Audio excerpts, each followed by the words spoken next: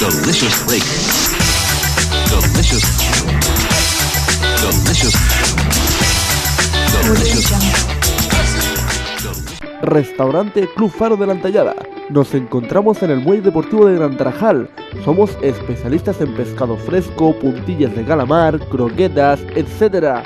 Los sábados y domingos, platos especiales del día: carne de cabra, compuesta, paella, fideuá, garbanzada, cabrito, cordero, etc. Visítanos y no te arrepentirás. Hacemos todo tipo de celebraciones. Nuestro horario todos los días de 6 de la mañana a las 10:30 de la noche. Teléfono 662-643721. Ah, y no te olvides, raciones y medias raciones. Club Restaurante Faro de la Antallada, en el Muelle Deportivo de Gran Tarajal. Visítanos. Juana, Miguel y familia hará que te sientas como en tu propia casa.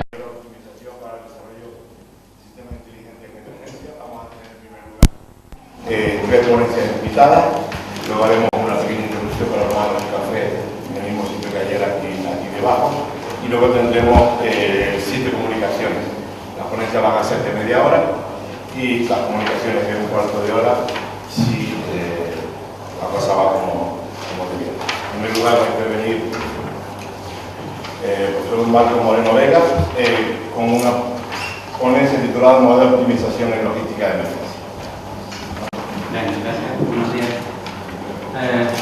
Como acaba de contar Pepe, lo que voy a hacer en la presentación es contar algunos modelos de optimización que han surgido en logística de emergencia, siguiendo el esquema de un trabajo previamente publicado, pueden encontrar en la literatura, donde se hace una clasificación de este tipo de problemas atendiendo al momento temporal en que tiene lugar la tarea involucrada, y luego para finalizar pues daré algunas líneas de investigación que están abiertas y que pueden suponer pues líneas a explorar en el ¿Qué se entiende por logística de emergencia? Logística de emergencia es toda aquella logística que está involucrada en los procesos de planificar, gestionar y controlar el flujo de los recursos necesarios para suministrar ayuda a las personas afectadas por un desastre, que puede ser un desastre natural, o terremoto, una inundación, un tsunami, o debido a la acción del hombre. Puede ser un ataque terrorista, un vertido incontrolado de productos químicos, guerra. Hasta hace relativamente poco las tareas involucradas en gestión logística de emergencia se planificaban casi manualmente. Los primeros trabajos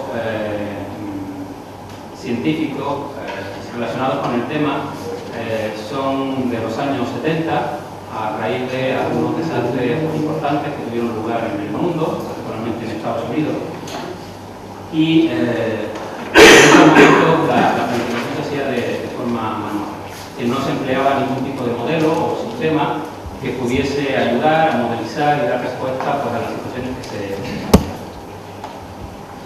se... Recientemente han ido apareciendo en la literatura especializada pues, diferentes modelos, propuestas de modelos y técnicas para abordar los mismos que pretenden ayudar en la toma de decisión alrededor de las situaciones de emergencia que puedan surgir. Los trabajos se concentran principalmente a partir del año 2005, es decir, son trabajos bastante recientes. Y pues yo voy a dar algunos de estos modelos, ¿no? He seguido el primero de los trabajos que aparecen en la transparencia, es una revisión de la literatura especializada y de los trabajos que han aparecido en las mismas del año 2012, es un trabajo muy reciente y además muy completo.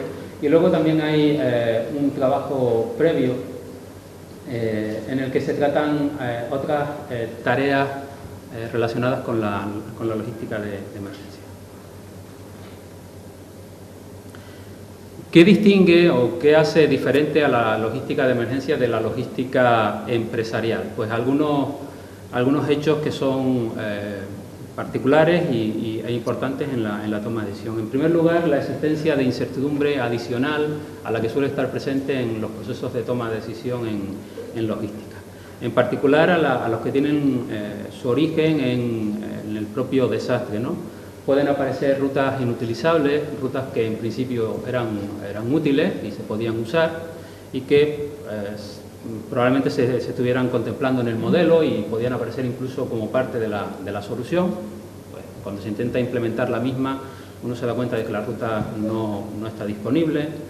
Luego también puede haber demandas inciertas, que no se tiene certeza absoluta de dónde se produce el desastre o dónde se va a producir el desastre y cómo se va a comportar las personas involucradas.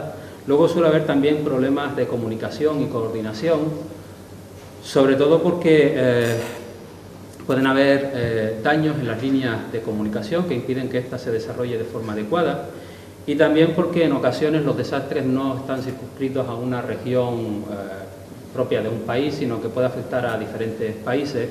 Por tanto, hay tareas complejas de coordinación entre diferentes países, instituciones, y luego puede haber incluso dificultad porque el desastre afecte a diferentes culturas y, por tanto, lo que en una cultura podría hacerse en otra pues presenta alguna dificultad. Luego también hay dificultad para lograr una entrega eficiente y a tiempo de la ayuda, y en este caso es una situación más crítica que la que podría ocurrir en logística empresarial por el tipo de bienes y servicios que están involucrados. Y luego también existe dificultad, y es un elemento que distingue también a la logística de emergencias con respecto a la logística empresarial, y es que los recursos, a pesar de que siempre son limitados, en este caso esa limitación es todavía mayor, ¿no? Además, los recursos pues frecuentemente se ven superados por la magnitud del desastre y, por tanto, pues uno se ve con escasez de personal cualificado, de combustible, la capacidad de los transportes y de los centros de distribución de la ayuda pues también se ven sobrepasados. Bien, las principales, en planificación de logística de emergencias, pues existen muchas tareas, muchas operaciones que tienen lugar. Aquí se presentan algunas de las más importantes y son aquellas también en las que se ha estado trabajando en la literatura, ¿no? Se clasifican atendiendo a si las operaciones tienen lugar antes o después de que se produzca el desastre. Lo ideal sería que las operaciones predesastre, pues lograsen mitigar en gran parte los efectos que va a tener el desastre. Dentro de las operaciones predesastre, pues se puede hacer una nueva clasificación atendiendo a si las operaciones que se desarrollan son operaciones de lo que se llama planificación estratégica, es decir, ubicar instalaciones o preparar las instalaciones para cuando se produzca el desastre, o luego también preposicionamiento del stock, es decir, cómo o qué cantidad de bienes ubicar en cada una de estas instalaciones. Y luego la otra categoría pues tiene que ver con aquellas operaciones que se desarrollan para mitigar los efectos del desastre, ¿no? Son básicamente operaciones de evacuación de la población que pueda verse afectada a lugares seguros, a refugios. Y las operaciones que tienen lugar después del desastre pues son las de distribución de ayuda, tratamiento y transporte de las víctimas, de las víctimas más graves del desastre, y por último evacuación de la gente desplazada. Hay también operaciones que se desarrollan después de que se produce el desastre, que son las operaciones de reconstrucción, de vías de comunicación o de edificios, pero en la literatura suelen tener un tratamiento diferenciado porque son operaciones que no se ven afectadas por la gravedad del momento y son operaciones que se pueden aplicar con un poco más de tiempo, ¿no? No hay tanta... Bien, en la charla pues voy a hablar de algunas de estas operaciones, enumerando algunos de los trabajos que aparecen en la literatura y algunas características que tienen estos trabajos. Como les decía antes, son trabajos muy recientes y bueno, en la cita que ponía al comienzo de la presentación pues se encuentran todas estas referencias y muchas otras. Bien, estos autores cuando hacen la revisión bibliográfica de la literatura lo que proponen es una metodología en la que se analiza cuál es una especie de framework de las operaciones que tienen lugar en logística de emergencia y luego los trabajos se agrupan atendiendo a cuál de estas operaciones tratan, ¿no? Bien, en la transparencia tenemos el gráfico que intenta reflejar todo este framework. Aparece a la izquierda las operaciones que tienen lugar antes del predesastre y por tanto son operaciones que tienen lugar en aquellos lugares que son potenciales localizaciones del desastre. Y a la derecha las operaciones que tienen lugar una vez que ha ocurrido el desastre y por tanto son operaciones que se desarrollan en el lugar exacto en que se ha producido el desastre. Y en medio aparece el tipo de instalaciones que suelen intervenir o de los que se suele hacer uso para distribuir la ayuda o evacuar a las personas.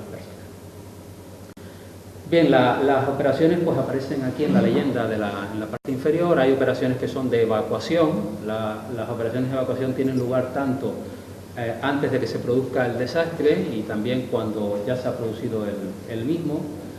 Hay operaciones de transporte de víctimas que tienen lugar cuando se ha producido el desastre y son un transporte que se desarrolla desde el lugar del desastre hasta los centros médicos. Luego también hay operaciones de distribución de ayuda y la distribución de ayuda puede ser tanto desde almacenes, si la ayuda es ayuda alimentaria, o desde los centros médicos si es personal que se desplaza al lugar del siniestro para atender a las víctimas.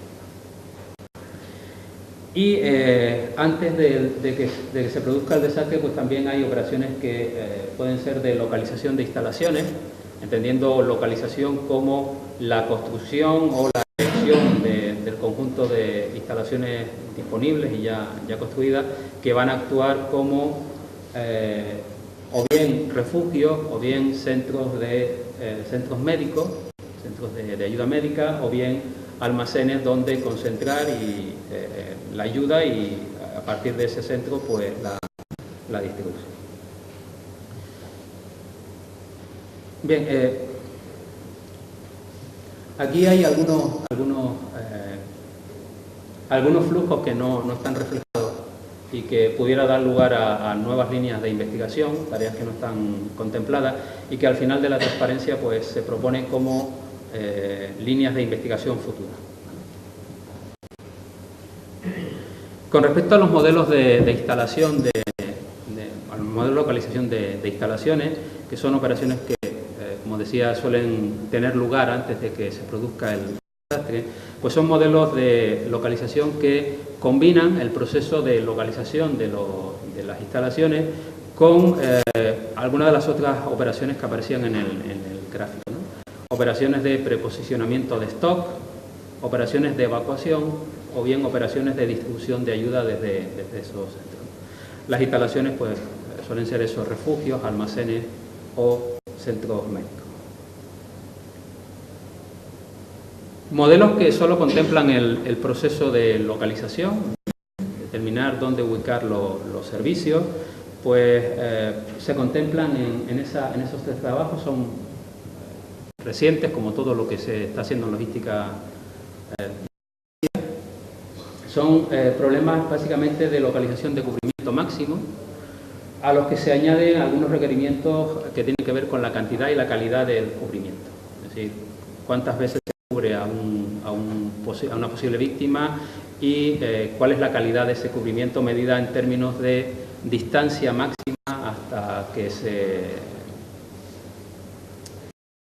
ayuda al afectado, ¿no? En alguno de estos trabajos también pues, se contempla algún modelo de vehículos con demanda estocástica para tratar la distribución de ayuda. Bien, es demanda estocástica y vemos que esa es una de las vías de investigación futura, incertidumbre en este tipo de problemas, ¿vale? Son problemas donde los datos de entrada no son datos ciertos en la gran mayoría de los casos. Luego hay también trabajos en los que se trata conjuntamente la localización y el posicionamiento del stock. Consisten básicamente en decidir dónde los servicios y qué capacidad deben tener estos para dar respuesta adecuada a las necesidades de la víctima. Luego hay también modelos de localización y evacuación. Ahora el propósito es localizar centros refugios y centros médicos y ver cómo se hace la evacuación desde el lugar hasta estos centros que son centros centros seguros de alguna forma, ¿no? Bien, localizar y planificar de tráfico intentando obviamente minimizar el tiempo total de evacuación de los afectados.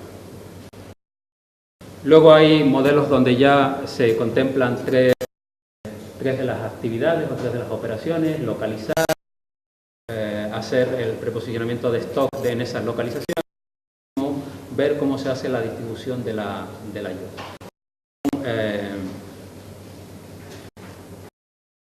Temas donde se combinan ya tareas antes de que ocurra el desastre y después de que ocurra el mismo, ¿no? Son trabajos que tienen que ver con esta perspectiva. He pasado muy rápido de ver los títulos, pero algunos de los títulos se centran en algunos desastres particulares. Desastres de huracanes, aparece por ahí, aparecen también inundaciones,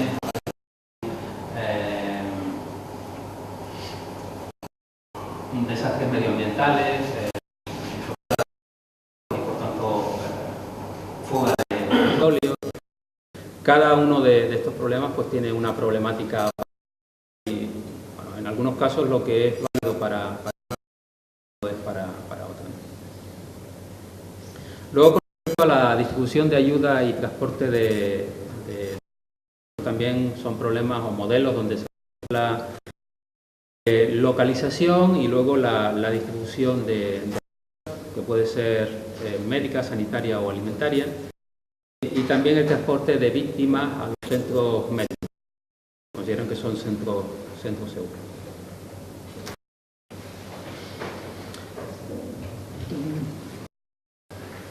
Por último, este es el diagrama que yo les mostré al principio, donde se contemplan las operaciones que se han estudiado hasta ahora en la literatura. Y, como les decía, hay operaciones que no están contempladas y que pueden ser interesantes de cara al futuro, ¿no? Entonces, las operaciones pues aparecen ahora. Aparecen operaciones que tienen que ver con la planificación de la capacidad que van a tener los centros, las instalaciones, ¿vale? Y son operaciones que pueden tener lugar antes de que se produzca el desastre y posteriormente. Aparecen también tareas que involucran la transferencia de stock, la transferencia de bienes o servicios entre los centros, los almacenes o los refugios para adaptarse a una demanda que es incierta, lado que en un almacén necesitas tal cantidad de ayuda y luego pues resulta que no necesitas tanta y lo que tienes que hacer es hacer un trasvase de ayuda desde un almacén al otro. Ese tipo de problemas actualmente no se han considerado en la literatura. Luego hay también problemas de planificación de inventario y luego también hay problemas de localización de instalaciones, pero ahora cuando se ha producido el desastre, ¿no?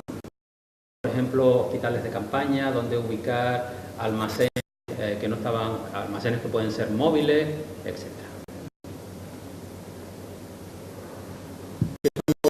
Los modelos estos que aparecen aquí y que no han sido contemplados y que suponen, por tanto, una vía de investigación futura. Y luego, otro tipo de cosas que se podrían hacer, y esto sí que ya es cosecha 100% propia, es esto que pongo en la transparencia, ¿no? En general, casi todos los modelos que se contemplan en la literatura son modelos uniobjetivos. Es decir, se plantean un único objetivo que es el que se intenta optimizar. No obstante, cuando se aborda la ayuda en una situación de desastre, existen multitud de objetivos. Podría pues, intentar plantear modelos multiobjetivos e intentar darle solución a los mismos. Luego también hay algo que se aprecia en la revisión bibliográfica, es que los modelos todavía se abordan desde una perspectiva aislada, es decir, estas operaciones se contemplan una operación que puede ser localizar almacenes y se resuelve ese problema, el problema de localización. Obviamente ese problema o la solución que se le dé a ese problema influye en la solución que se le pueda dar a otra de las operaciones involucradas.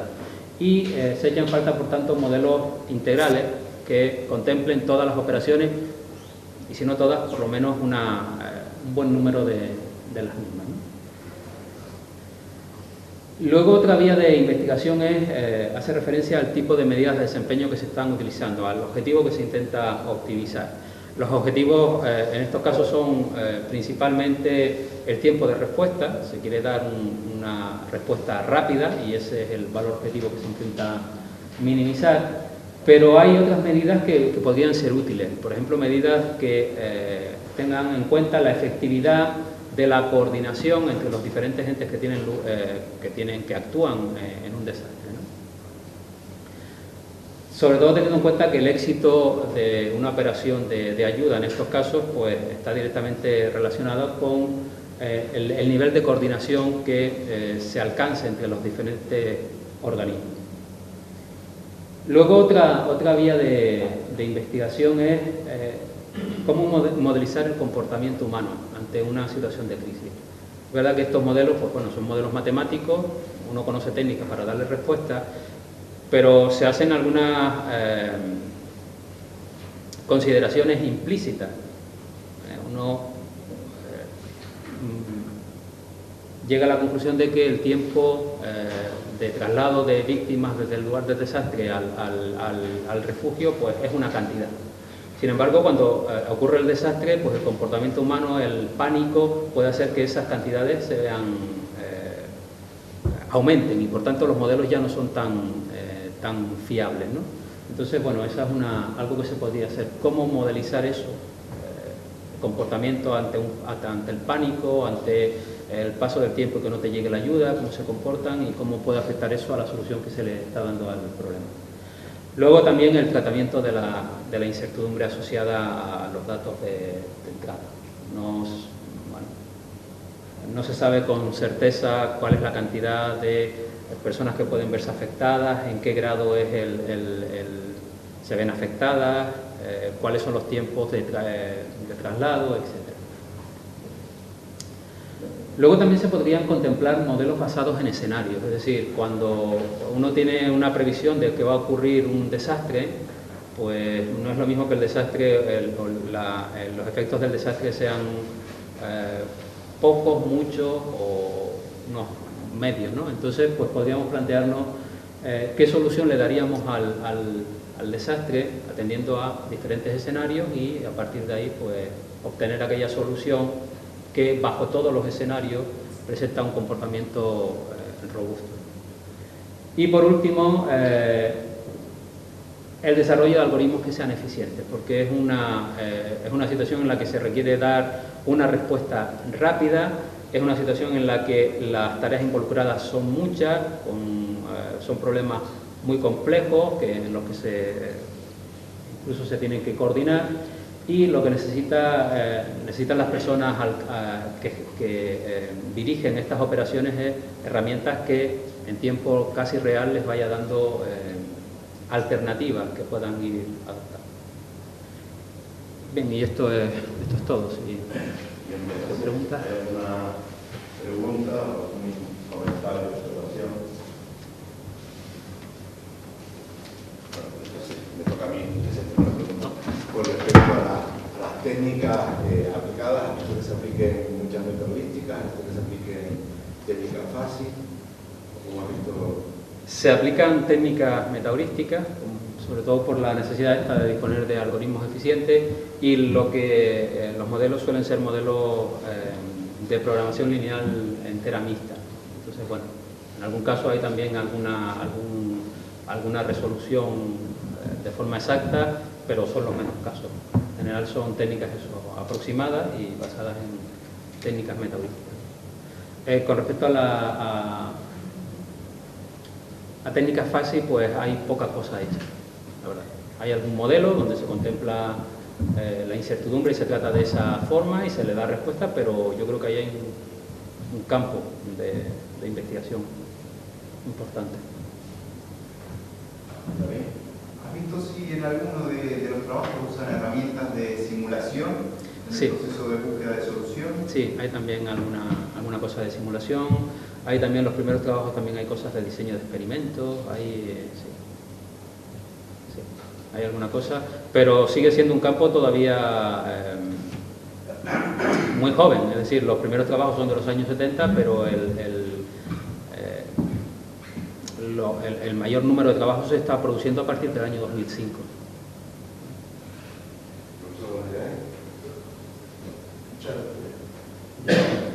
Yo coincido contigo de lo que he oído, lo último que he oído, que son los últimos 5 minutos, perdón por no haber estado antes, pero hay muy poco hecho. Hasta donde yo sé, lo único que hay son algunos modelos teóricos en relación a la metaheurística, a las páginas, los modelos. Hasta donde yo sé, son unos modelos que hay basados en algoritmos de programación lineal entera, difusa, que eso es algo bastante complicado, de una señora turca que se llama Alberto, no sé cómo se escribe, no sé cómo se llama, pero es muy complicado, tiene una notación endiablada. A mí una de las cosas que más me llaman la atención de los modelos estos, independientemente de la efectividad o de la insuficiencia de los algoritmos, la precisión, la bondad de las herramientas, etcétera, son dos cosas. Una es que creo que es un escenario estupendo para evaluar algo, para enseñar a las personas que han utilizado mucho y ganado mucho tiempo.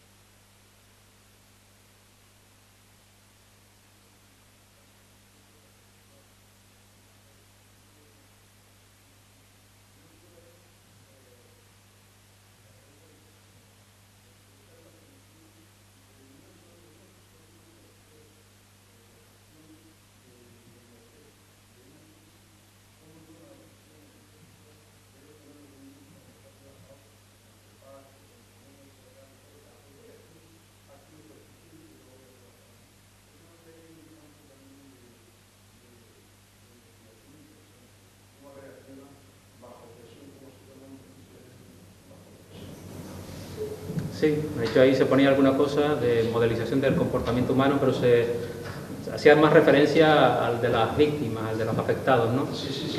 Pero efectivamente, quien tiene que tomar decisiones pues también se ve afectado por el desastre. Yo creo que debe ser lo mismo, Marco, en sociedad y moral.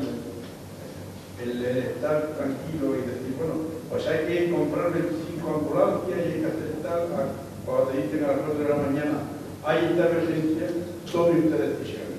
A ver, ¿dónde se hacen los cursos de verano para que esos decisores sepan tomar decisiones correctamente involucrando miles de personas?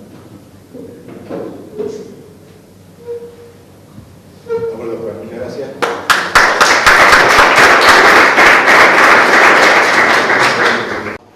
Bueno, vamos entonces a continuar con esta sesión. Sí quería advertir que tanto a los ponentes como a los que van a pasar las conversaciones que se están grabando las presentaciones y en caso de que alguno tenga conveniente para que las presentaciones se puedan disponer por parte del cabildo, quien está interesado, pues si tiene algún tipo de expresión, pues no lo hace. Vamos a tener ahora 7 comunicaciones de un cuarto de hora cada uno y en principio vamos a empezar con el doctor don David Perta, que el título que tengo yo aquí es Esquema de portafolio para la distribución de POT y no sé si se me ha mencionado o se va a cambiar.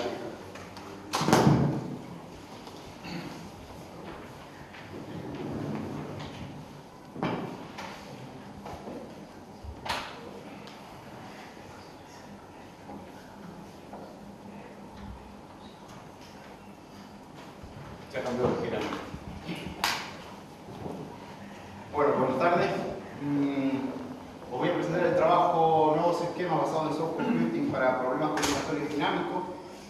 Y en realidad es una línea de investigación que está comenzando a partir de una colaboración internacional con el Instituto Superior Politécnico José Antonio Echeverría de Cuba en el marco de un programa de doctorado conjunto.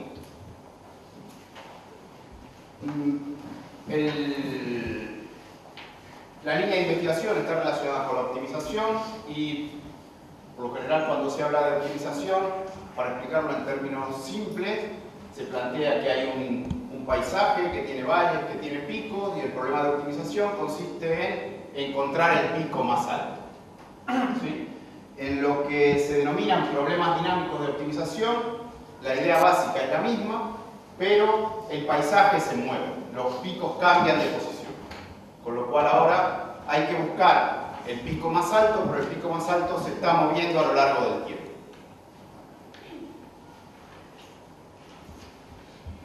El problema básico en estas situaciones es qué hacer cuando se detecta un cambio. Y asumimos que los cambios se pueden detectar. ¿Sí? Entonces, lo primero que a uno se le ocurre hacer es, si hay un cambio, pues reoptimizo desde cero. Esa sería una posibilidad. Y esto es perfectamente válido si el tiempo que tenemos para reoptimizar es suficiente. En otro caso, si el tiempo es corto y los cambios asumimos que no son aleatorios, entonces tiene perfecto sentido reutilizar la información que ya disponemos. En otros términos, readaptar la solución de la cual disponemos para concentrar, por ejemplo, la búsqueda en regiones prometedoras del nuevo espacio de búsqueda que se ha generado a partir del cambio. Para tratar con estos problemas dinámicos, la experiencia indica que es más fácil tratarlos con un conjunto de agentes. ¿Vale? Si tenemos varias cosas que buscan simultáneamente, pues puede ser más efectivo que buscar con una única cosa que busque. Y el término agente lo usamos en el sentido más amplio posible. Por agente podemos entender algo tan simple como una partícula en un algoritmo de enjambre o un individuo en un algoritmo evolutivo, pero también un agente podría ser un enjambre completo, y entonces tenemos los métodos multi-enjambre. O podría ser, por ejemplo, un método de búsqueda local. Y entonces nuestros esquemas multiagentes, o lo que se conoce como multiagente, no son más que conjuntos de buscadores o optimizadores que pueden tener diversos grados de sofisticación y que operan de manera coordinada en ese espacio de búsqueda que se mueve. Una característica esencial para estos esquemas multiagentes es que tienen que tener capacidad de adaptación o incluso de autoadaptación. ¿Por qué? Porque cuando uno implementa el algoritmo no se puede prever todas las circunstancias en las que deba operar. ¿Sí?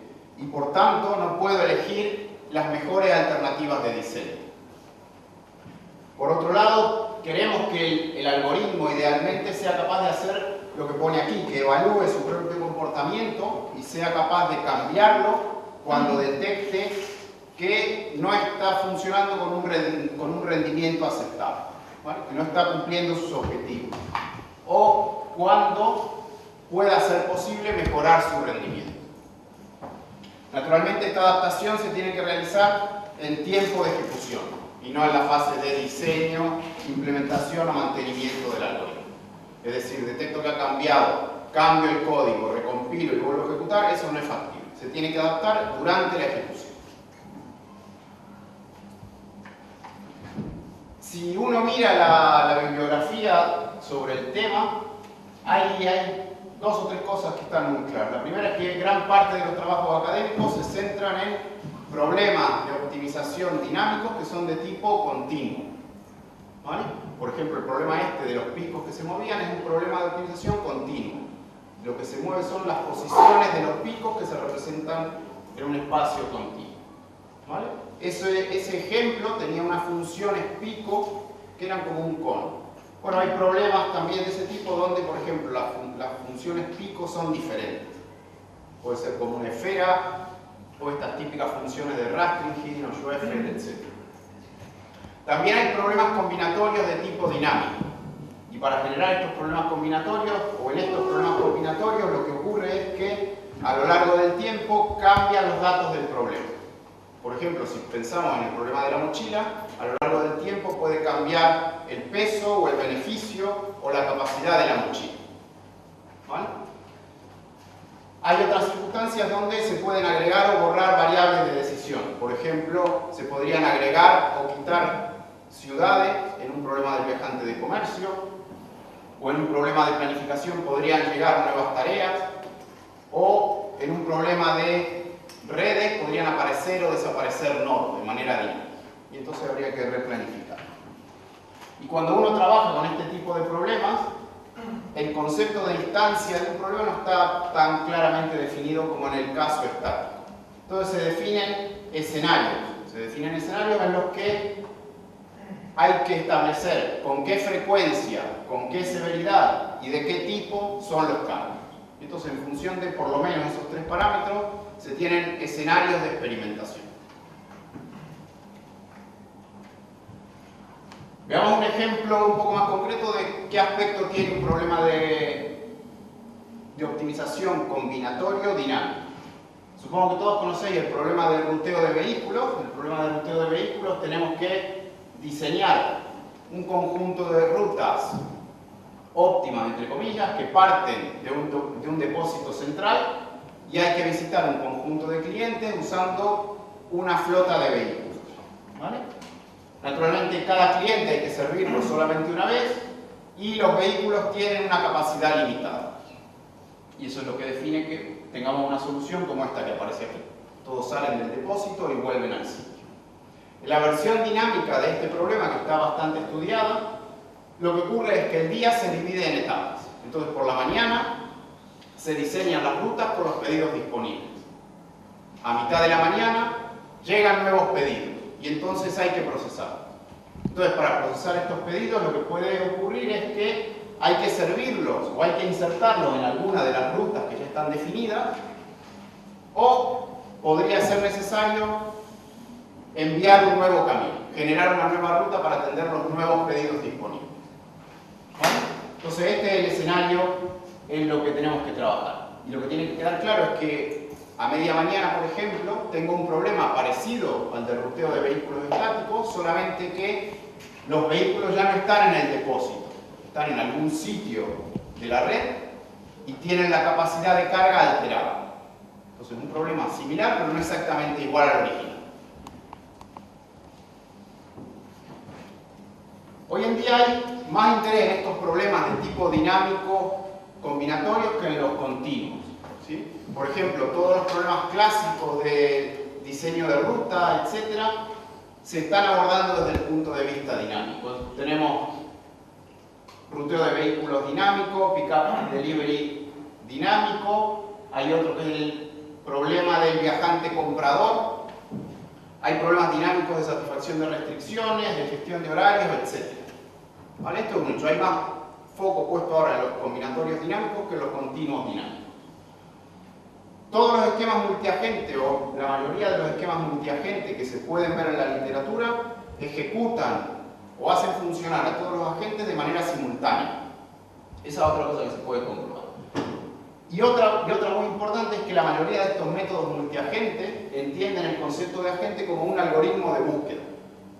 ¿Sí? Los agentes esencialmente son técnicas de búsqueda. Entonces, teniendo en cuenta este escenario, se propone como nueva línea de investigación el desarrollo de nuevos enfoques basados en soft computing para estos problemas combinatorios dinámicos.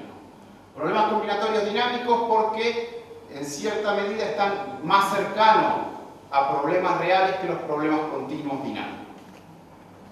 Soft computing porque de ahí podemos extraer las herramientas tanto para el diseño de métodos, en particular metaheurísticas podrían usarse, pero también para el control de esos métodos, para decidir, por ejemplo, cuál voy a hacer funcionar.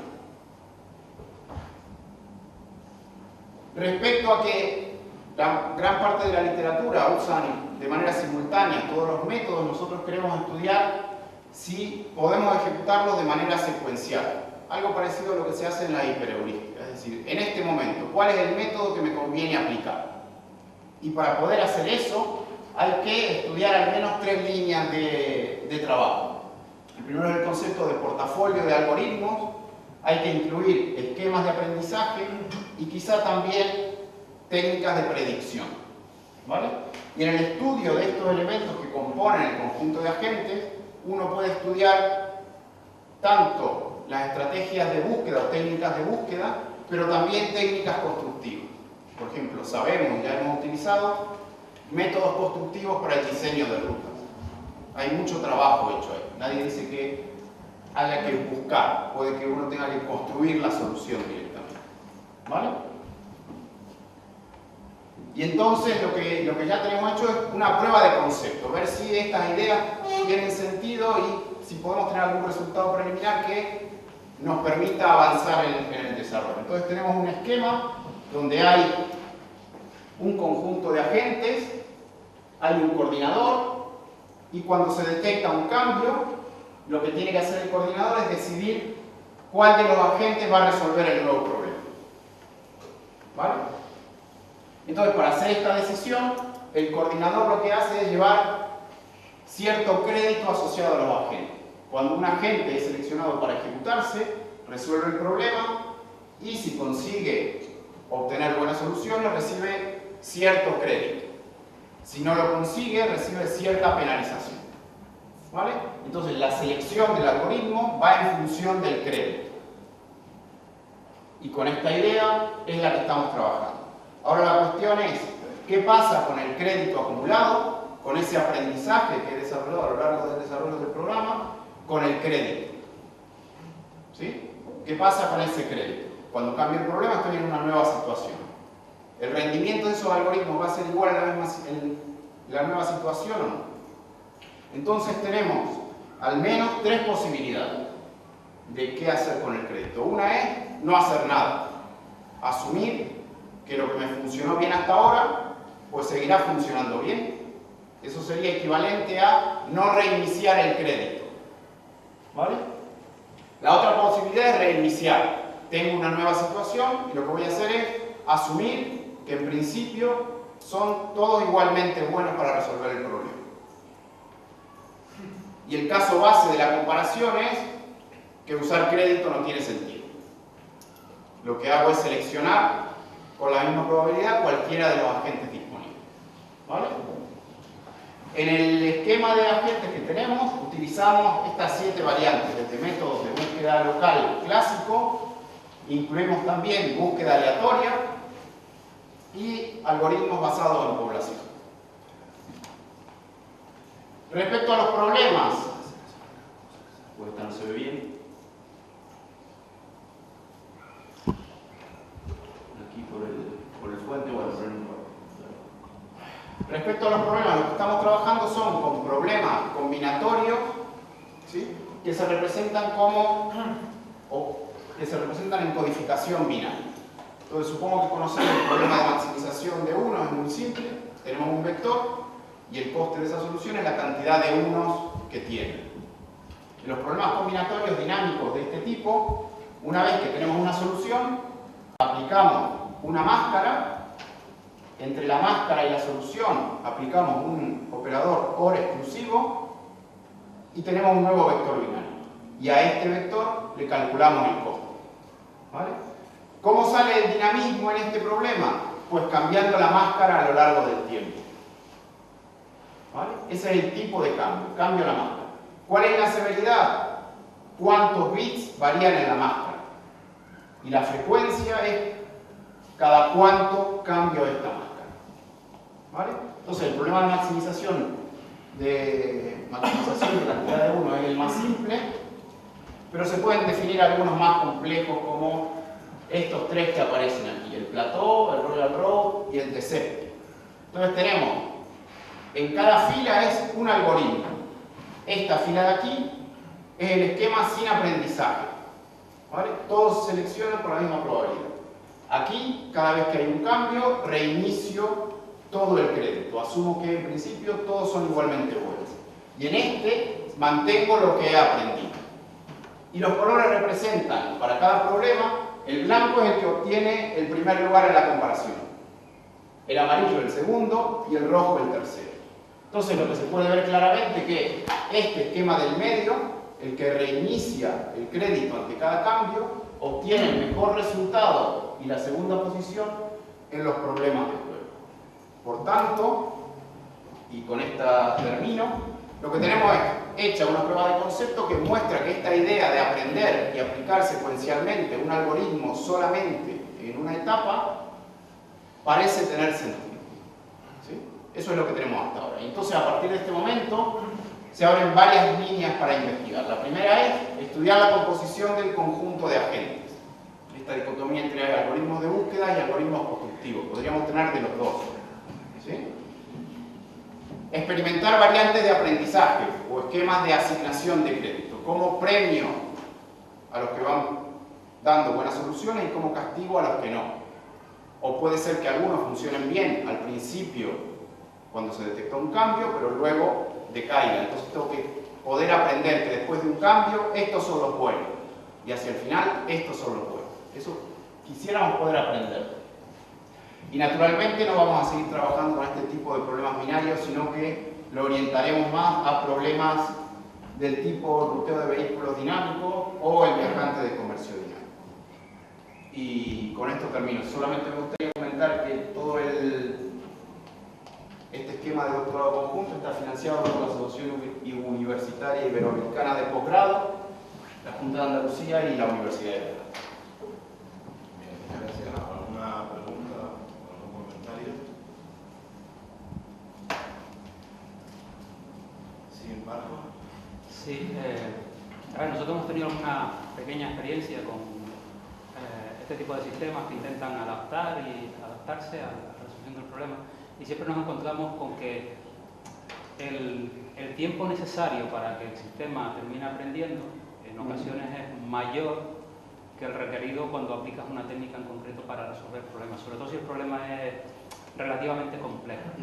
Entonces quería saber si ustedes han tenido la misma experiencia o... En principio lo que hemos visto, tenemos experimentos mucho más grandes que este que he mostrado aquí, estudiando la frecuencia de cambio y la severidad. Y lo que se puede ver es que si el problema cambia muy rápido, pues el uso de crédito no tiene sentido. Si cambia muy rápido no hay tiempo para aprender, básicamente. ¿Sí? Entonces yo creo que si el problema va a cambiar muy rápido, hay un camino alternativo que es la búsqueda de soluciones robustas. Y es decir, mira, esta solución va a tolerar este tipo de cambio. Yo creo que sería un problema diferente. Aquí asumimos que el cambio se puede detectar, que no es aleatorio y tiene cierto margen de trabajo. Bien, gracias. La siguiente comunicación, por cierto, no me interesa la Marta Jiménez, y está titulada Evaluación de la calidad de los servicios, predicción bibliográfica de métodos aplicados.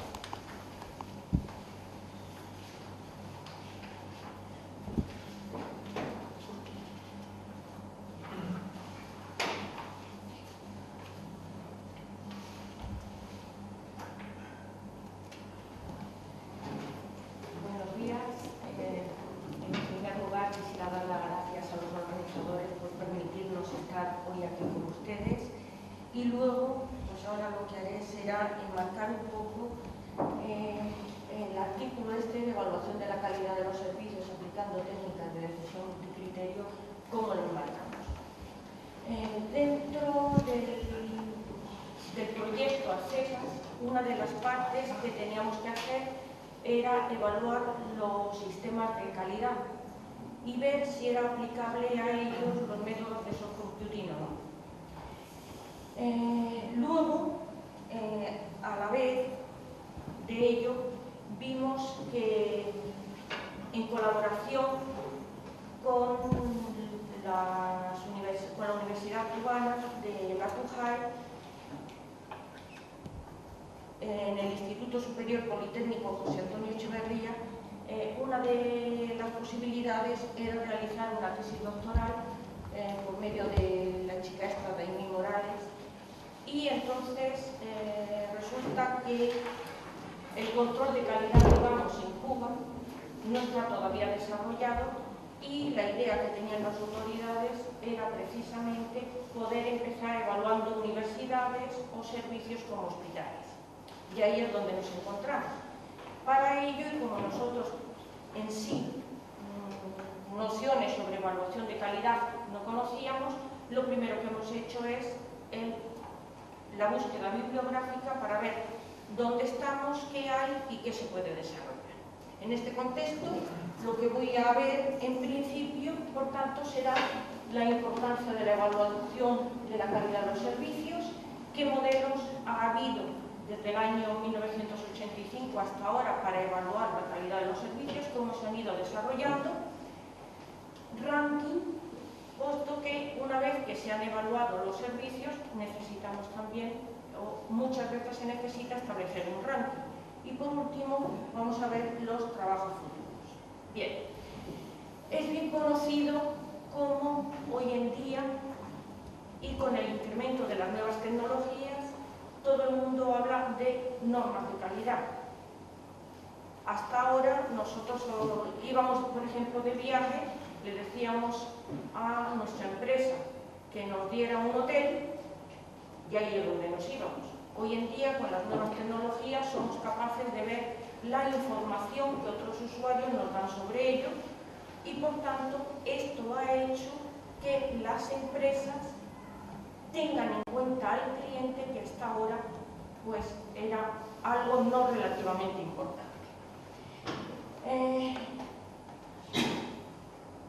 ¿Esto qué nos lleva? Pues nos lleva a que, lógicamente, el cliente ya es un comprador consciente y, por tanto, ellos lo que desean o lo que deseamos es elegir el mejor proveedor. Aparte de ello, una vez que nosotros somos capaces de elegir el primer proveedor y puesto que abonamos por esos servicios, nosotros que pretendemos es que los proveedores cumplan con lo que nos están ofreciendo. Y por ello significa que al darse cuenta los servicios de estas dos primeras premisas, lo que están haciendo, lógicamente, es planificar sus servicios no en función de ellos, sino en función de los clientes. Una vez visto de dónde se parte, tenemos que hacer la evaluación de la calidad de los servicios. Dentro de esta evaluación, primero vemos que existen las normas ISO. No es que sea lo primero que aparece en la bibliografía, pero sí que, como lo voy a descartar, puesto que nosotros no vamos a hacer certificaciones de los servicios, digamos que existen, pero que nosotros no lo vamos a contemplar en nuestro trabajo. ¿Qué es lo que pretenden las normas ISO? En general tienen muchas especificaciones, pero podríamos resumir en estandarizar las actividades que realizan los empleados, tener en cuenta al cliente y hacer medidas de estas cuestiones. La siguiente pata, digamos, que tiene en cuenta los modelos de calidad de los servicios. Y ahí es donde nosotros vamos a empezar incidiendo. Es decir, vamos a partir del año 1985 en que nos aparecen los primeros autores que desarrollan esta teoría. Voy a ver si me da tiempo cuáles son los problemas que se plantean y, como lo voy a desarrollar, no voy a hablar más de ello. Y por último, la posibilidad de obtener ranking. ¿Por qué? Porque he dicho que íbamos a tratar de evaluar universidades. Bien, En la evaluación de los servicios he puesto distintos tipos de servicios: bancos, hostelería, educativos. Bien, los bancos normalmente lo que tienen en cuenta son las normas ISO, se supone que están acreditados, tienen en cuenta los clientes, pero digamos que nosotros no percibimos esa información, somos simplemente los usuarios. En el caso de la hostelería sucede exactamente lo mismo, pero ahora sí tenemos muchas páginas web donde somos capaces de ver qué puntuación han dado otros usuarios a ese mismo servicio. Y luego tenemos los educativos, podrían ser las universidades, que tienen que cumplir las normas ISO, tienen que cumplir las normas de calidad y además tenemos ranking entre las distintas universidades, bien en España o bien fuera, teniendo en cuenta distintos rankings como Taiwán, Shanghái o Reino, entre otros. Bien.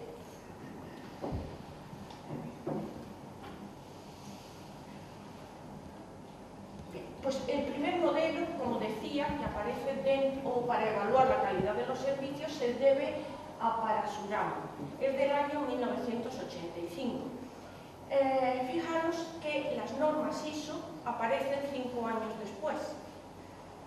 Y si vamos viendo lo que desarrollan las normas ISO y lo que desarrollan estos autores, realmente lo que están haciendo es basarse en estos estudios. ¿Qué tienen en cuenta? Bueno, normalmente funcionan teniendo en cuenta esos 5 niveles y la diferencia o los gaps que hay entre ellos. Es decir, tienen en cuenta la expectativa de los clientes, la percepción de los ejecutivos del servicio que dan, pero lógicamente entre lo que piensa sobre el servicio el ejecutivo de la empresa y lo que percibe el cliente no es lo mismo. Entonces tengo ahí esa diferencia que lo hemos puesto como los ejecutivos no saben lo que los clientes están esperando. ¿Qué pasa? Que conforme se están haciendo encuestas, se están aplicando estas técnicas, los ejecutivos, las empresas, están actualizando sus datos para dar un mejor servicio al cliente y saber lo que espera el cliente, no lo que ellos quieren ofertar.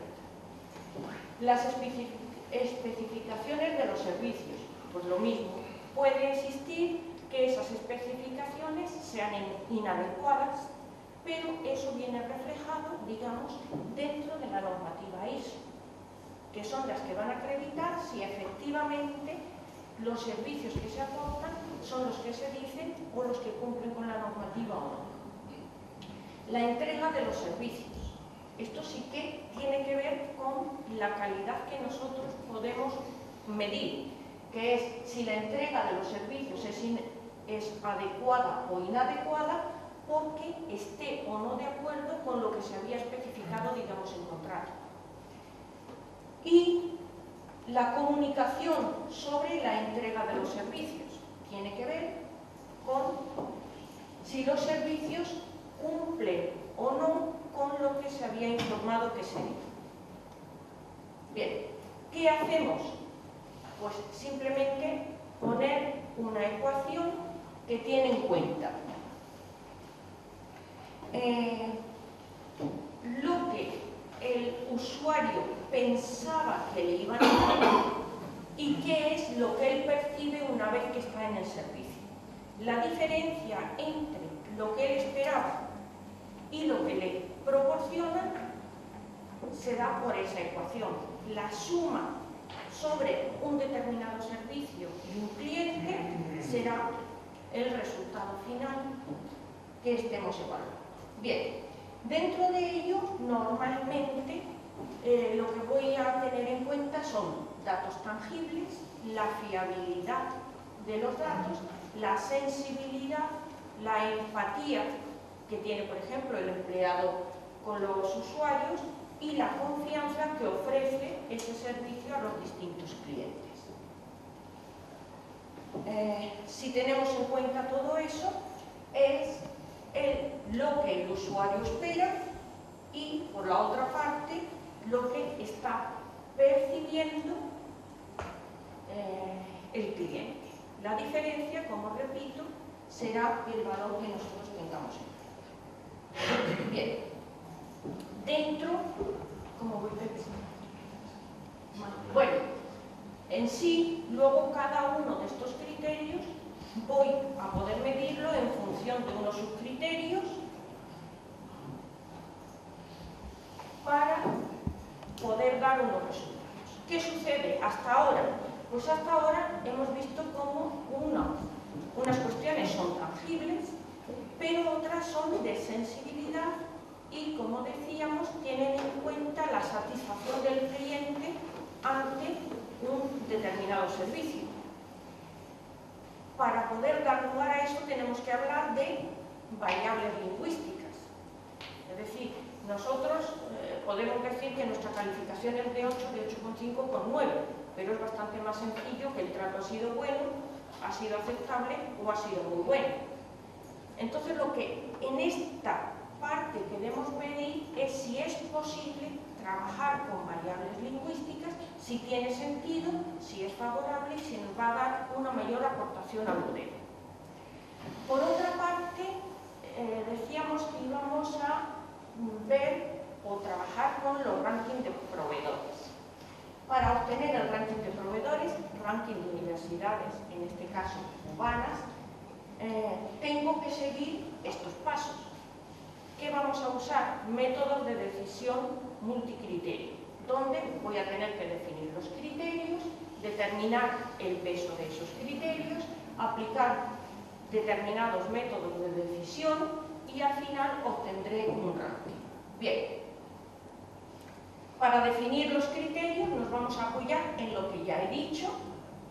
Para determinar el peso de los criterios podemos hacerlo asignando directamente el peso que los expertos, las autoridades cubanas nos den sobre los distintos criterios que se hayan creado, o bien aplicar distintos modelos como HP, operadores SOA, metaheurísticas, en fin, evaluarlo por distintos métodos y ver qué relacionan.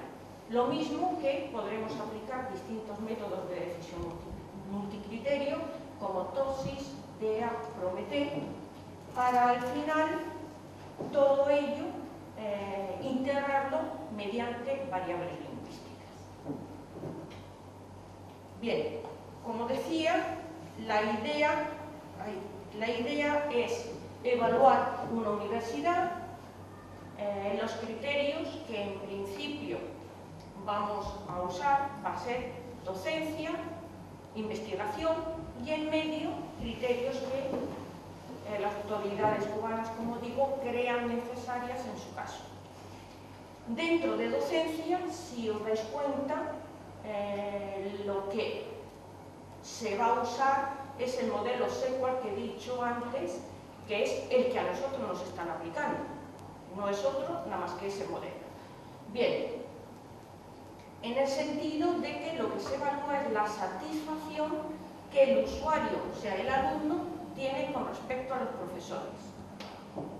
Por otra parte, la investigación, digamos que es algo más tangible, tantos artículos, tantos congresos, y dándoles un peso determinado, tendré un valor.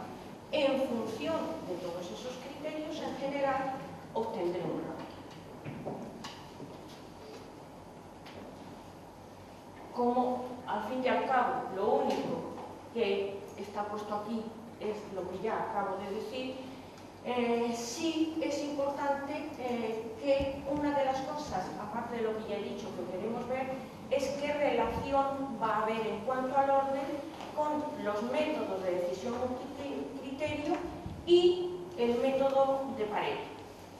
Ver si nos siguen apareciendo las mismas universidades como mejores o peores, o bien si introducimos el frente Pareto y introducimos lo otro, las cuestiones ya o la diferencia sea ostensible. Lo mismo que decía David, todo esto se está haciendo o es posible gracias a las becas que les han dado a las chicas cubanas por medio de la UIP, la Junta de Andalucía, que dio la financiación para desarrollar el doctorado, y lógicamente la Universidad de Granada. Todo ello con el amparo del grupo. Muchas gracias. Una pregunta que en el fondo es una cosa que pienso detrás de ti, no sé cómo hacer. No sé si es oportuno hacértela, pero... Yo digo que llevamos 2 meses. A mí lo que me gustaría es un método para evaluar la calidad de servicios de pedagogía. Me explico. La administración pública presta servicios de sanidad, de educación, etc. Y me gustaría algún método para evaluar por cada euro que se gasta desde un ayuntamiento pequeño hasta el gobierno, qué eficiencia tiene o qué calidad reporta ese euro, ¿no? Ya sea leches en medicina, hacer una carrera en un aeropuerto, para que sea todo homogéneamente comparable y evaluar las decisiones políticas, ¿no? Es decir, este ranking de 0,8 y este 0,3, pues... Sí, no son comparables, efectivamente. ¿Cómo poder comparar todo eso y analizarlo por euros impartidos, ¿no? ¿Cómo poder...? Pues, lógicamente, siempre pues, una normalización. Tantos artículos, tanto dinero gastado, ¿qué es lo que me da? Pero claro, también intervienen los profesores. Y eso también lleva a cuestiones erróneas, puesto que yo puedo tener universidades o servicios con solamente una persona, por ejemplo, porque nos entendamos, una persona que publica mucho y muy bien, y solamente me fijo en los que publican, pero no tengo en cuenta todos los demás. Por ejemplo, el otro día nos contaban cómo el índice de Shanghái lo que hace es ver los datos objetivos de artículos, premios Nobel, todo esto, lo dividen por el número de profesores, con lo cual te sale una ratio. Pero claro, hay universidades que solamente declaran el personal funcionario, pero no el resto de personas, con lo cual los datos están trucados. Es decir, es a nivel, digamos, matemático es sencillo hacerlo. A nivel real no lo veo yo tan sencillo, sobre todo por eso, porque los datos tendrían que estar muy actualizados, que es una de las normas que además vienen especificadas, que los registros estén constantemente o muy actualizados. Pero también depende cómo los actualices y para qué. Es mi opinión, que yo no soy política y por tanto lo que estoy diciendo, digamos, que es lo que yo también pienso que hay. No puedo decir más que eso.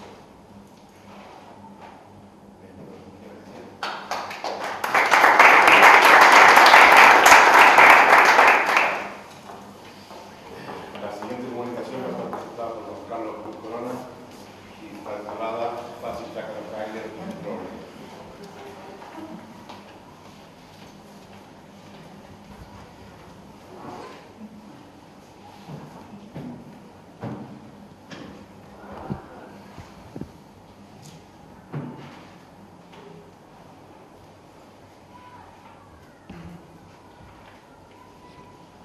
Buenos días. Gracias a los organizadores de Innova que nos hayan invitado. Este trabajo también es parte del proyecto AZ, o sea, aplicabilidad de la subcomputing a nuevo escenario del grupo nuestro de la Universidad de Granada, y también está relacionado con el doctorado cooperado que se está haciendo con Cuba. En este caso, el por qué elegir este problema, buscando precisamente el nuevo problema en el cual se pudiera aplicar la supercomputing, viene derivado porque Cuba, la isla principal de Cuba, que es un archipiélago, igual que Canarias, pero la isla principal saber que es larga y estrecha. O sea, se podría pensar que el mayor % de transporte de mercancía en Cuba, lo ideal sería hacerlo por ferrocarril, pero no es así. El mayor % de transporte de mercancía por Cuba se hace por carretera. Y por supuesto, usando camiones y remolques. Por lo tanto, que una doctorante cubana pudiera realizar su tesis intentando resolver este problema, donde donde pueda incorporar la imprecisión, la variedad, etcétera, porque venía muy bien tanto con el proyecto como con la realidad en la cual esta estudiante vive. Entonces, problema de asignación de ruta para camiones y remolques, conocido por sus siglas en inglés TTRP. Bueno, en este contexto conocéis que existe la familia de los problemas de asignación de rutas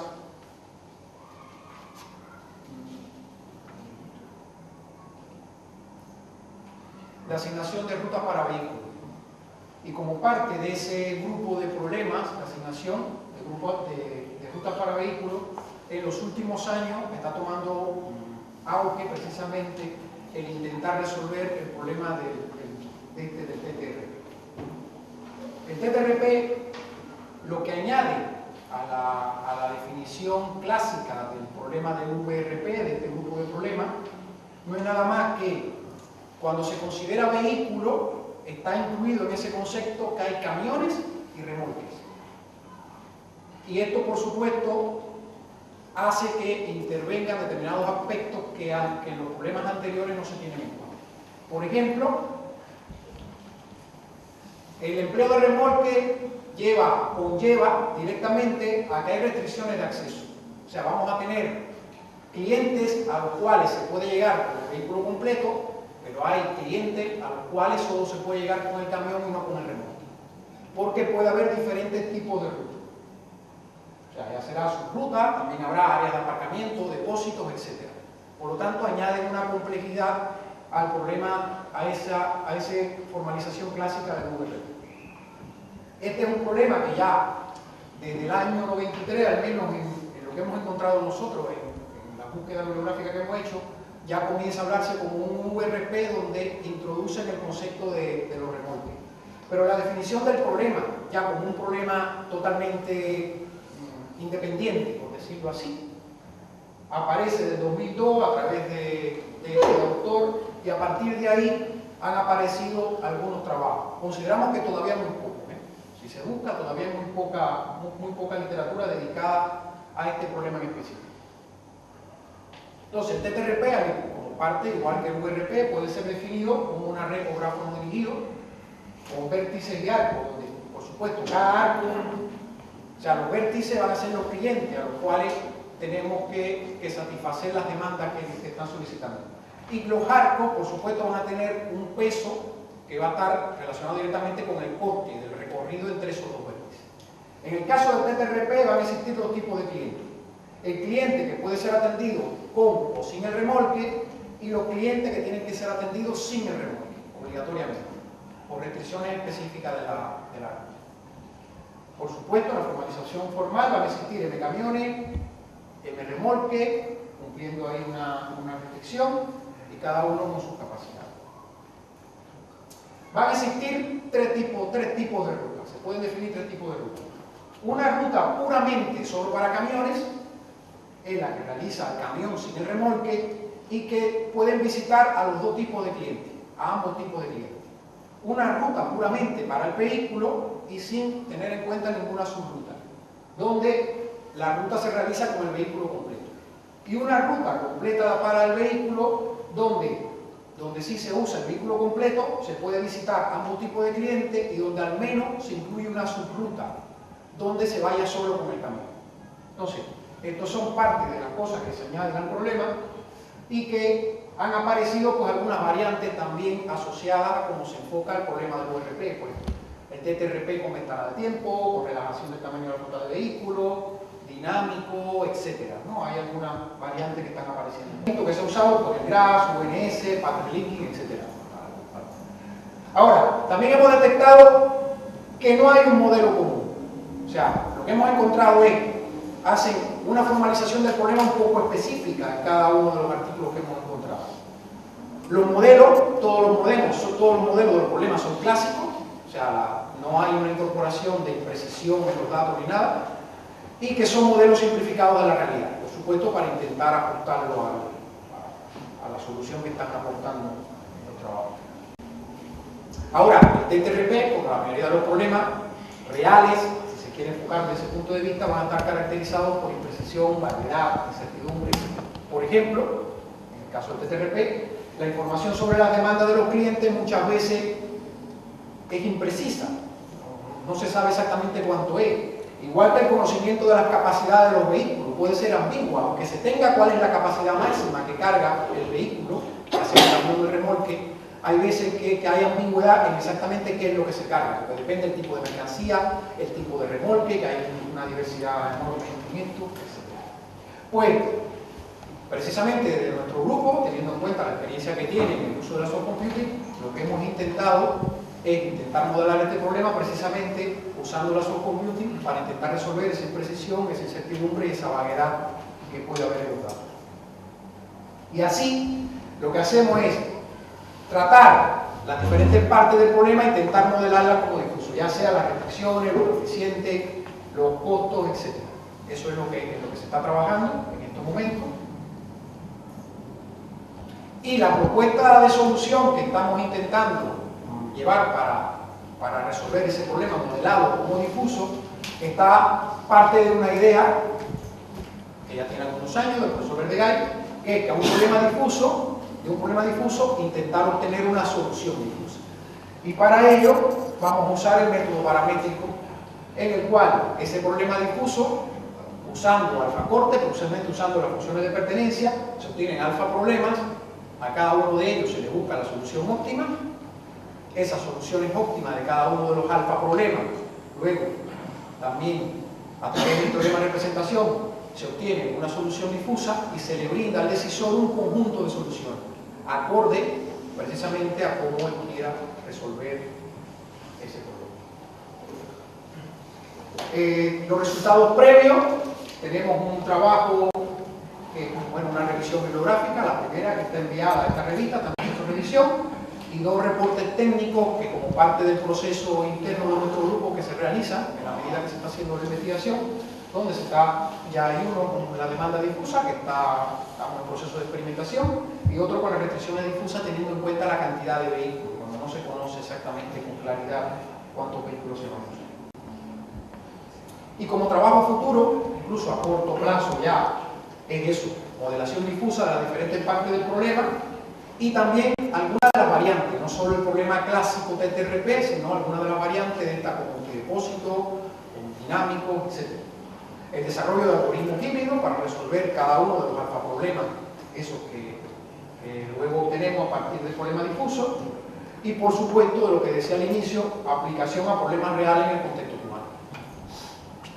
Igual esto es parte de los dos trabajos anteriores, igual, Junta de Andalucía, Universidad de Granada y la UAB dentro del grupo. Muchas gracias. ¿Alguna pregunta?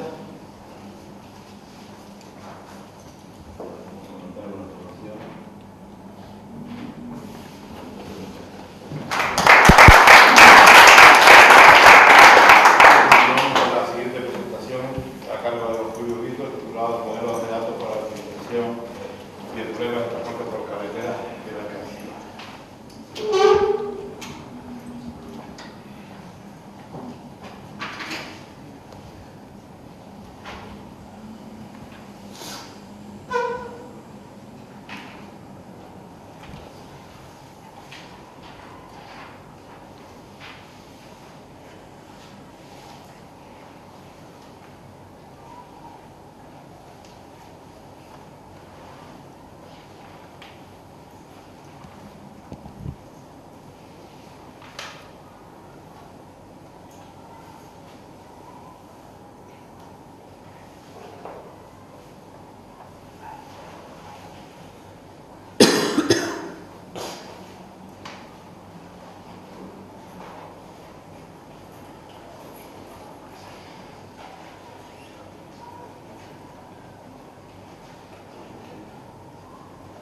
Bueno, buenos días.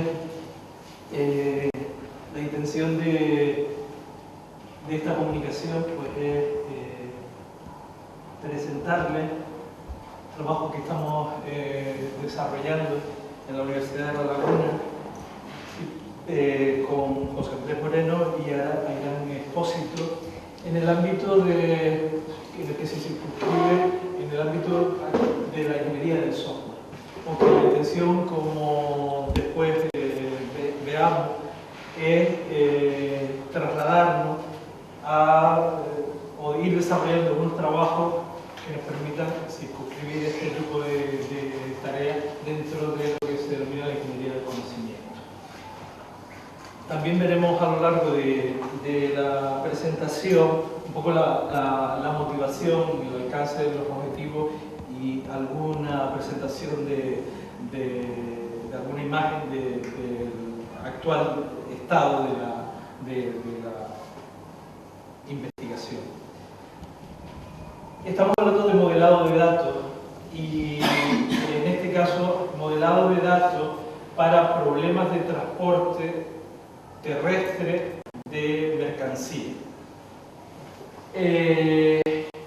Cuando hablamos de desarrollar sistemas de información del tipo que sea, sistemas tecnológicos, sistemas de software, podríamos hacer una simplificación que tiene que ver fundamentalmente con el uso que tienen en Canarias los sistemas de software aplicados al transporte, también en general lo que se usa en el transporte de mercancía, el transporte terrestre en particular, y esto, el desarrollo más actual, moderno, está en los sistemas de gestión integral de la cadena de suministro.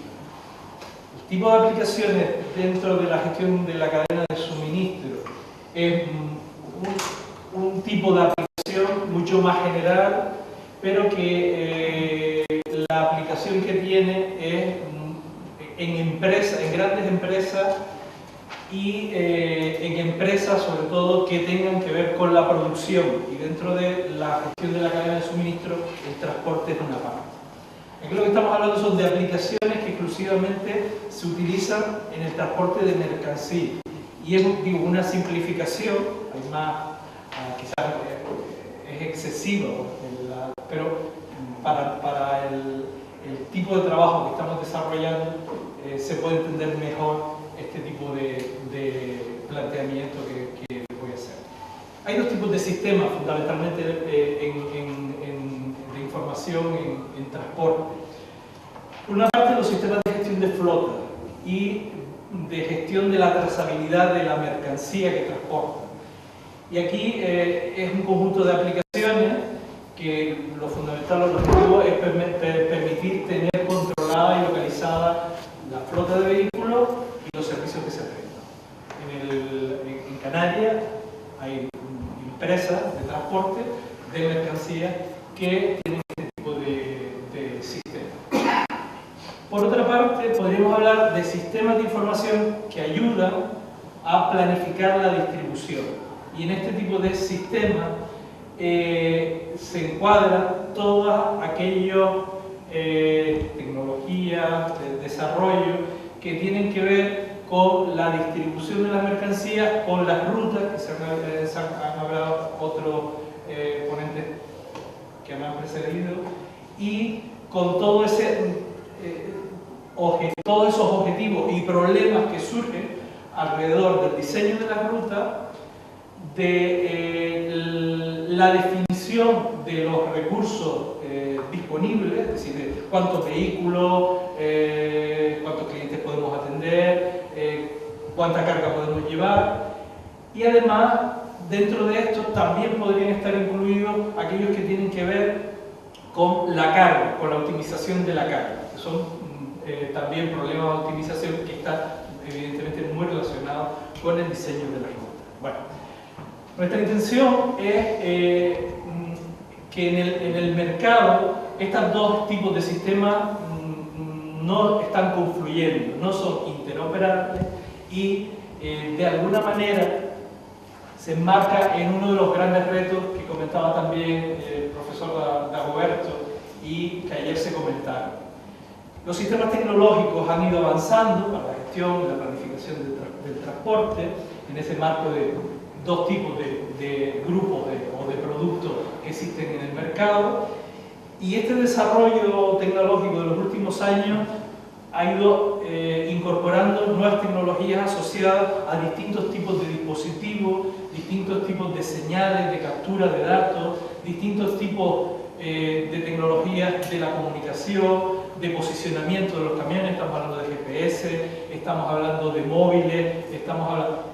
Y esos avances que son significativos en este tipo de aplicaciones están teniendo fundamentalmente un problema, que es asociado a la mayor demanda y oferta de datos que provienen de distintas fuentes, que tienen distintos tipos de calidad, pero que están siendo demandados por los propios usuarios de este tipo de aplicaciones, que generan fundamentalmente problemas o retos de integración de aplicaciones, interoperabilidad entre las aplicaciones y necesidad de agregación de más contenido y servicios.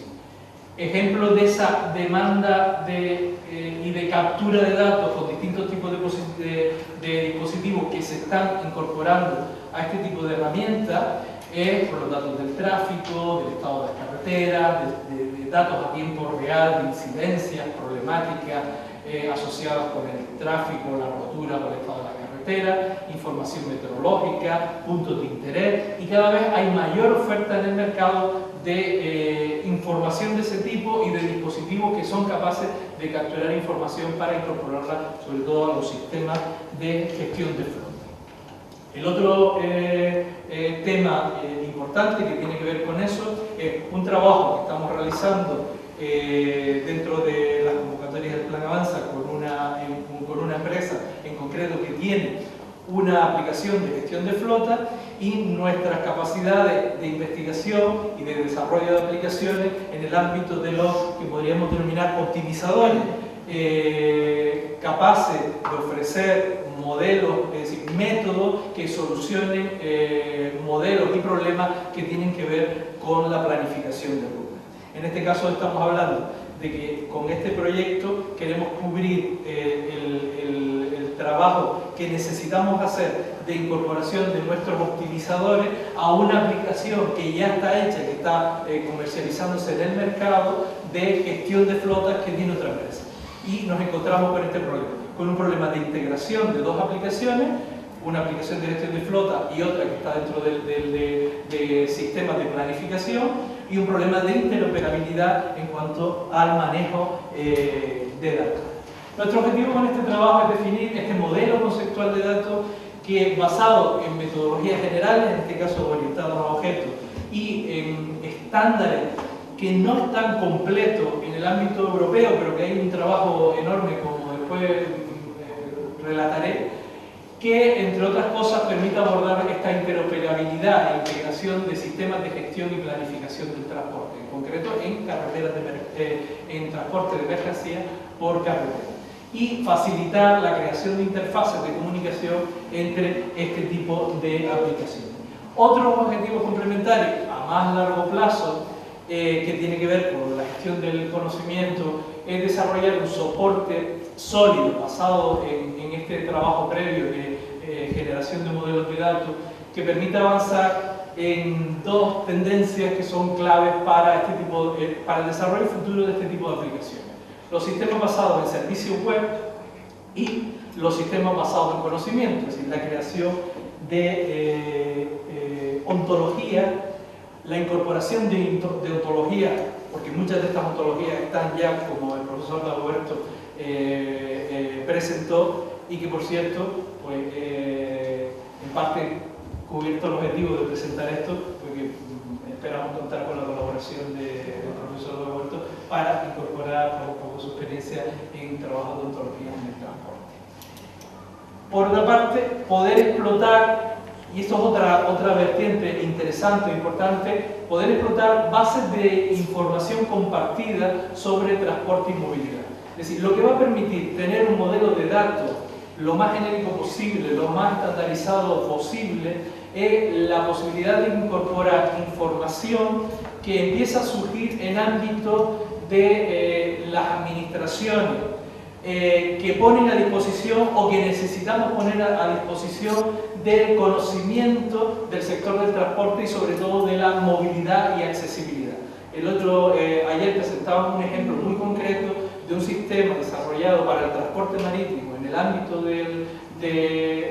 nivel europeo o financiado por la Unión Europea, que lo que permite es tener una plataforma común de información, lo que se llama la creación de un ecosistema de datos, para que con formatos procesables y accesibles, quizás, por lo menos nuestra tendencia sería hablar de Open Data o de Linked Data, es decir, posibilidad de que estén desarrollados en formatos abiertos y la posibilidad de que interactúen, que la gente pueda, que los agentes, usuarios, empresas puedan compartir la información del transporte y poder trabajar con eso. Si estamos hablando de los observatorios de transporte a nivel nacional, de los observatorios de transporte a nivel europeo y la disponibilidad de plataformas compartidas en las que se pueden intercambiar datos. Bueno, simplemente contarles que en este momento estamos trabajando con UML como lenguaje de especificación y de modelización de datos, que lo que estamos desarrollando es una especificación de arquitectura de la información para la planificación, la especificación de la base de datos, la especificación de protocolos de intercambio de información, y que están asociados a casos de uso específico de determinación de medios y recursos, como decía antes, depósitos, vehículos, almacenes, dimensionamiento de esto, el establecimiento de ruta y el seguimiento y control de las actividades del transporte. Y que hemos estructurado todo ese planteamiento en 4 dominios o subdominios de la información básica. Los 2 primeros tienen que ver específicamente con este tipo de problemas que se han planteado de gestión de recursos, es decir, saber y controlar vehículos, depósitos, información respecto a las carreteras. Otro sobre el entorno de planificación en la que nosotros podemos presentar o tenemos capacidad de presentar y desarrollar y diseñar modelos y métodos para resolver problemas con esos recursos disponibles, y la incorporación de 3 escenarios o 3 dominios importantes. Uno, la monitorización o la demanda de monitorización de servicios y sistemas en tiempo real. Estamos hablando de captura de datos en tiempo real y la posibilidad de ofrecer servicios de información alrededor bueno, incluso para resolver problemas del tipo dinámico. Y los espacios de intermodalidad, en este tema de islas y de transporte europeo, el problema de la intermodalidad y de la conexión de transporte marítimo con transporte terrestre es importante. Y por supuesto, la modelización de los dominios de la información que tiene que ver con la red vial, que quizás es el soporte básico de información geográfica, topológica de este tema. Aquí lo que hay es lo que hemos diseñado hasta ahora, las principales entidades, las distintas clases que vamos incorporando, la arquitectura de conexión de relaciones de los distintos modelos de datos entre problemas, rutas, vehículos y soluciones, el viario. Respecto al viario, este tipo de cosas están muy trabajadas en la Unión Europea. Y quizás me salté esto que es muy importante. El trabajo previo que hemos realizado es un barrido de todos aquellos proyectos europeos y de todos los estándares que se han trabajado en Europa, viendo que en el transporte de mercancía no hay un diseño estandarizado de este tema, salvo las especificaciones que han aparecido dentro de las redes transeuropeas de transporte intermodal, las especificaciones técnicas basadas en especificaciones técnicas ISPIRE, de información georreferenciada, y sí que ha habido un trabajo muy intenso de estandarización en transporte de viajeros y transporte público, como no podría ser de otra manera, y en los intercambios de información entre países de tráfico y redes generales de transporte. Nosotros, para estandarizar este tema, estamos basándonos en algunos estándares, fundamentalmente en el ISPIRE y en la comparación con otras experiencias previas de proyectos como los que están ahí señalados. Trabajos que estamos ahora y ejemplificaciones de protocolos de comunicaciones que surgen en formatos abiertos con este tipo de trabajo. Gracias. ¿Alguna pregunta o algún comentario de cuestión? David. Me han comentado que queréis meter un método propio en una herramienta comercial. Sí. ¿Esa herramienta comercial es libre o es cerrada? No, es cerrada, del propietario, desarrollada por una empresa canaria de gestión de flota. A ver, de gestión de flota en la parte que ponía de seguimiento de la trazabilidad y del seguimiento del estado actual de la flota, que es lo que una parte de las empresas realiza. Quiere tener controlada su flota, por dónde va, la tiene georreferenciada, posicionada, GPS, tiene captura de datos sobre el vehículo, sobre el consumo de combustible, pero no tienen herramientas de planificación, no tienen optimizadores para, por ejemplo, el que nosotros estamos trabajando de optimización de la ruta. Y necesitamos, dado que la aplicación la tienen ellos en servicios web y además cerrada, la posibilidad de crear algunas interfaces de comunicación entre los resultados vía este tipo de estándares como son JSON o JSON. Entonces la idea es crear DLL y trabajar sobre todo intentando hacer un esfuerzo en estandarización para que este trabajo nos sirva un poco para ir incorporándonos a esos estándares europeos en lo que nos daría un poco de mayor incluso visibilidad. ¿Sobre qué hay? Profesor Brito. A mí me parece que una de las cosas que tienen más futuro público es lo que hago al final, lo de la iniciativa de Open Data. Eso va a ser, según yo intuyo, una revolución a medio plazo, corto medio plazo, porque tengo la impresión bien fundada de que va a haber mucha dedicación desde la Unión Europea para la iniciativa de Open Data, que afecten entornos particulares como este que es muy limitado, en definitiva no limitado, de manera que yo, si tuviera margen de maniobra, yo apostaría decididamente por iniciativas que ampararan todo lo que fuera a poner a disposición de la ciudadanía todos los datos posibles que hubieran en el entorno este.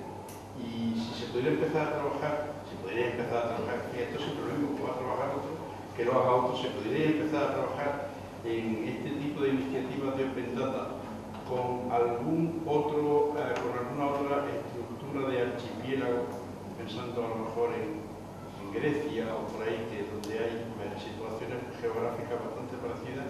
Yo creo que eso podría ser, vamos, de ahora eso podría ser bien dinero, aunque creo que no nos lo iban a dar, pero bueno, yo es que me estoy dando cuenta de lo que estoy diciendo, pero me parece que va a estar muy bien amparada, podría estar muy bien amparada por la Unión Europea. En el marco del estamos es por resolver un problema nuestro. La intención es avanzar un poco en ese tema de incorporar ontología y pasarnos un poco a la estructura de LinkedIn Data para ponerlo. De hecho, la experiencia en el transporte marítimo que comentaba es que los propios usuarios tienen un nivel de satisfacción enorme diciendo es que en este momento podemos utilizar esta herramienta en la que podemos tener localizado dónde está cada barco, dónde está no sé qué. Eso es trasladar un poco este ejemplo para el transporte de mercancía, que no tiene tanta necesidad porque es un mundo privado y el otro es un mundo donde se ha hecho mucho más esfuerzo en Europa, de tener herramientas, control, estandarización del tema aéreo y del tema marítimo. Y es verdad que aquí lo que tenemos es a lo mejor una oportunidad que se abre, yo creo que en el tema de que las administraciones pongan a disposición los datos con mayor interés, mayor esfuerzo, porque lo que puede haber es una generación de negocio alrededor de esto importante. De hecho, los ejemplitos de esto, de tráfico, meteorología, no sé qué, son pequeños negocios de emprendedores que están surgiendo en todo el ámbito de la globalización, de pequeñas herramientitas, como el móvil, no sé qué, porque están puestos a disposición del mundo abierto, es decir, que puedes construir aplicaciones que de alguna manera te permitan con esos datos que están disponibles para todo el mundo ofrecer servicios. Parece que se abre una línea, como bien dice, de oportunidad. Pues nada, muchas gracias.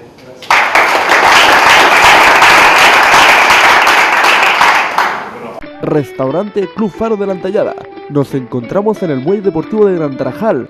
Somos especialistas en pescado fresco, puntillas de calamar, croquetas, etc. Los sábados y domingos, platos especiales del día: carne de cabra, compuesta, paella, fideuá, garbanzada, cabrito, cordero, etc. Visítanos y no te arrepentirás. Hacemos todo tipo de celebraciones. Nuestro horario todos los días de 6 de la mañana a las 10:30 de la noche. Teléfono 662-643721. Ah, y no te olvides, raciones y medias raciones. Club Restaurante Faro de la Antellada, en el Muelle Deportivo de Gran Tarajal. Visítanos. Juana, Miguel y familia hará que te sientas como en tu propia casa.